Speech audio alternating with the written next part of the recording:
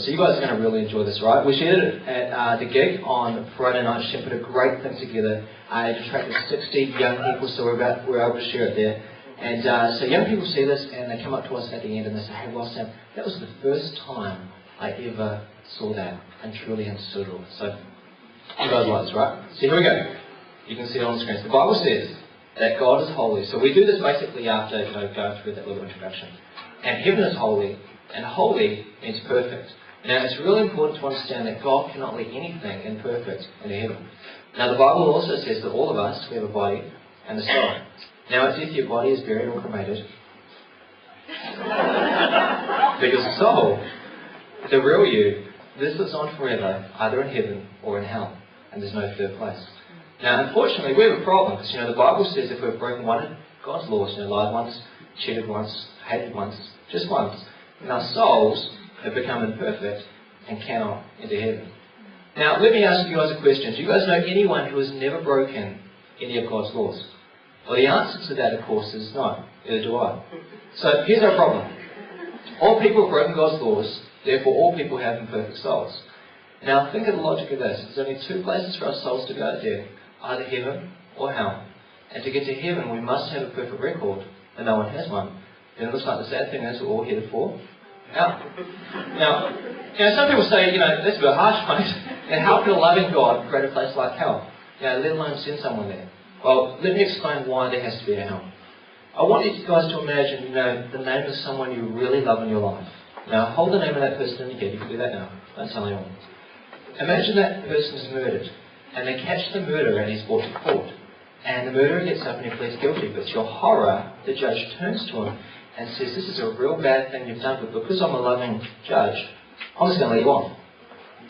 Now, you'd be really angry, right? Why? Well, because when someone's broken the law, they must be punished. Otherwise, there is no justice. Now, let me ask everyone here a few personal questions. Someone asked these to me once, and they further help me to understand why there has to be a hell. Now, I was told a lie in my life, right? Have you guys? Okay, hands up nice and high if you've told a lie. Nice and high, please. Especially you, Pastor Wesley, nice and high, please. Thank you. You put your hands up. So what does that make us? Lies. Doesn't sound very nice, but it's true. We're liars. Let me ask you another question. Have you ever taken something that didn't belong to you? Ballpoint pen, paper clip, had to work late, and didn't pocket it. Anyone done that? Nice and high, please. Nice and high. Michelle, can you get a camera and take a photo of all the steam in this church? Well, what does it make? Well, it makes us a thief, right? It doesn't sound very nice, but it's true. Most of us in this room, we're thieving liars. And the thing is, when we die, God can't say, come on, heaven guys, don't worry about the laws you broke. You can't just do that, otherwise you'd be unjust. Otherwise, you'd be the same as the unjust judge who failed to punish the killer of the one that you guys love. Now, some people say, Sam, wait a minute, there's a big difference between lying and thieving and murder. But Jesus said, if you hated somebody in your heart, not just disliked them, but really hated them, and you've murdered them in your heart. And I'm supposed to be one of the youth pastors here at Meadows Church, but now I've done that, just for a moment. Anyone else here? Ever hated someone? Nice and high, please. Nice and high. Do you know the photo? Well, what does that make us? It makes us a murderer. So it's not looking too good, 3 out of 3. We're all lying, thieving murderers in this room. And that God must punish us for doing those things. So that's the bad news. That's why there has to be a hell. But for the sake of justice, there has to be a hell. But here is the good news. There is a way to be forgiven. This is why Jesus is the most significant person who has ever lived. Now, let's look at the timeline, BC, AD, Christmas, Easter. All these events are based on his life, but most people have no idea why. Well, let me show you guys. What do you notice is the difference between Jesus' soul and our souls? Well, we're imperfect because we've broken his laws, but Jesus is perfect. Now, I want you to imagine this. Before Jesus came to earth, it's all biblical. God's on the throne and Jesus is on the right-hand side. He looked forward in time and he saw you. And he said to his Father, now watch Jesus and said real carefully, he's on the right. Father? I love the Meadows Church. I don't want them to go to hell for breaking your laws. Is there a way for them to be forgiven? And his Father said, yes. Jesus, go to earth, become a human being, live a perfect life, then die a cruel, painful death on a cross, and I'll make it possible for those people at the Meadows Church to exchange their imperfect record for your perfect record. And Jesus said, I'll do it. And that's exactly what he did 2,000 years ago. But to have that happen and be forgiven is something we must do personally. And watch this carefully. According to the Bible, there's supposed to be 3 major events in every person's life. There's birth and death. Now, ultimately, we have no control over either of those two. But the 3rd major event is supposed to be the day when we ask God to exchange our imperfect record for His. And we call it being forgiven. Now, we don't become forgiven by being christened, baptised, confirmed, praying, going to church, believing God exists, helping live our latest crossroad. And none of those things give us forgiveness. Like I said, we're forgiven when we ask God to exchange our imperfect record for His. Now, there's 2 things Jesus said we must do to be forgiven. Number 1 is turn away from everything we know in our lives to be wrong. Willing. There may be some things in our life that are literally impossible for us to give up on our own strength. But God, all He asks is that we're willing. The first thing we must do is turn. The second thing we must do is surrender. Now, if God made you in your mother's womb, don't you think He has a right to be the centre of your life? Well, I think so. Surrendering is when we humbly acknowledge that Jesus is the only way to have forgiveness. We must turn and surrender. Now, let's say, guys here at the Methodist Church, in your wildest dreams, one day you decided to have that 3rd major event here on earth, and you died. This is what it would be like for your death. Now, when you were born, God opened a book about your life. You can see like you're on the delivery slip there. Now, He does this with everybody. God never sleeps. He sees every attitude, thought, motive, and action.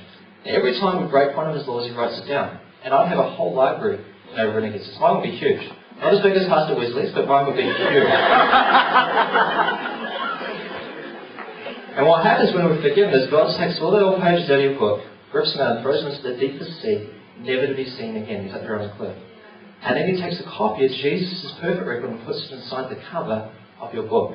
Now that book is stored back in heaven like a precious library book, and the miracle is that book is not touched again between the point at which you're forgiven and death, even though you're likely to break more of God's laws during that time.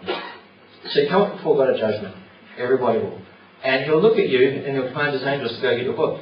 And they'll go get it. And they'll say, hey, wow, you were perfect. And you'll say, but, no, I wasn't. No, I broke your laws. Don't I justly deserve to go to hell? And Jesus will look at you lovingly and say, yes, you did break my laws. You do deserve to go to hell. But you, my beautiful son or daughter, I gave you my perfect record when you had that 3rd major event on earth. Now welcome into heaven. That's why Jesus, He's a real hero. He's done something for us that we could never ever do for ourselves. Now, we've done the crime, but He's done the time. Now, the next bit's a little bit more serious. And I want you guys to watch this carefully. Say you never had that 3rd major event in your life. And you die. This is what will happen. You come up before God at judgment. Everybody will. And He'll look at you and He'll say, I'm sorry. I can't let you into heaven. I have to send you to hell. You never asked me to forgive you.